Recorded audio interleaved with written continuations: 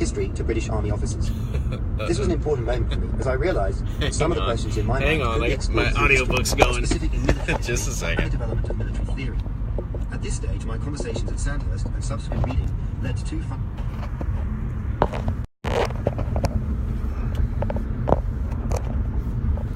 Okay, there we go. Little catastrophe at the beginning. However, you know, people that just don't let you on the interstate, probably the worst people in the world. So yeah, so as you can tell from the title of the video here, yeah, subprime mortgages are back. I've been seeing, I've seen 2 or 3 stories on this. Subprime mortgages, as you may recall, are mortgages for the purposes of buying a house, and those are loans given to people with low credit scores. The numbers that I've been seeing recently for the current crop of subprime mortgages is in the 500 credit score range. So now, as you might be thinking that me as a realtor, that you know, I would be all gung-ho and for subprime mortgages, to which I will say sort of. You know, I do firmly believe that everyone should have the ability to purchase their own home, and a lot of times that becomes more difficult, especially, for example, over here in Pinellas County, where prices have gone up 12% in the last 12 months. You know, just being able to afford to purchase a home is becoming more and more difficult. So I can understand that aspect of it. Luckily, these are not yet up to the 2004-2005 Ninja loan level. So the Ninja loans were the no income, no job, and no assets loans, which, yeah, can't believe that was ever a thing, but it was, and very you know, a relatively significant portion of the real estate market.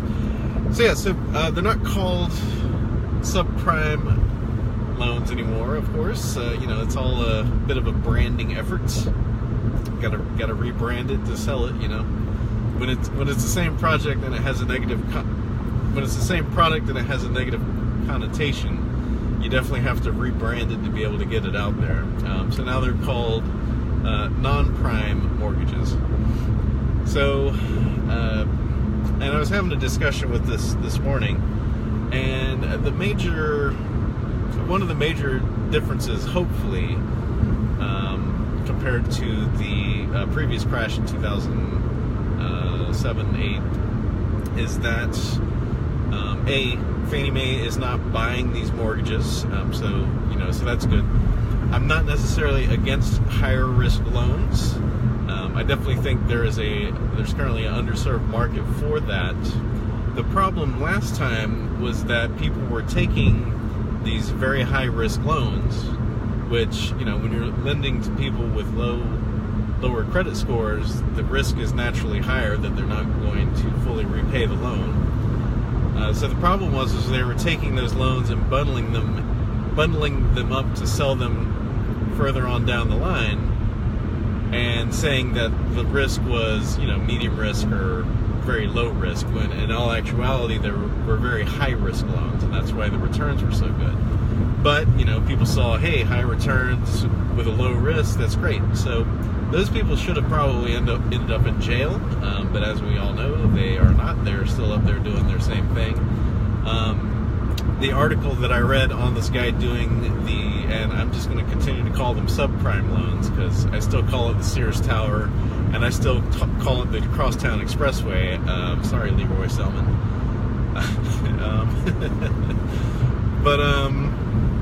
Yeah, so the guy that was he's one of the first to start offering these lower mortgages out in California.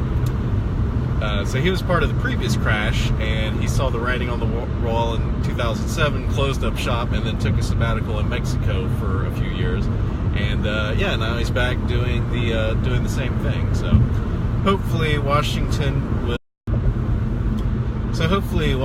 will be a little smarter this time, because the natural progression here is for you know, a few smaller capital companies starting to lend these high-risk loans, and you're getting great returns because it's higher risk, so you get a higher interest rate.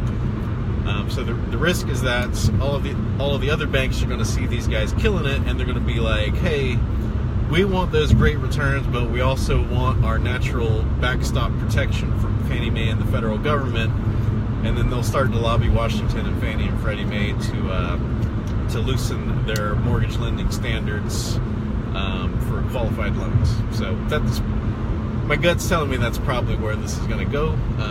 Luckily, it's not an instant thing. I'm guessing it'll probably take a year or two for all this to play out.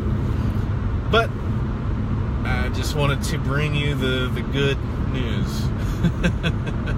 So, so it's still a great time to buy a house, though. Buying a house to live in, you got to buy a house that you love. So, it's always a great time to buy a house, with the exception of 2007 or 8. But even then, there's no, like, if you bought the house with the intention to live in it because you love it, then no harm, no foul, really.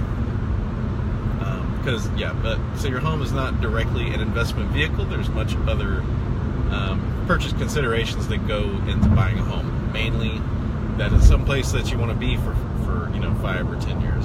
So anyway, leave me some comments below on what you think on these new subprime or unprime or non-prime mortgages, as they're calling it. And if you have any questions regarding real estate, feel free to send me a private message. I'd love to help you find your own great place in Tampa Bay, or help you sell your lovely home here.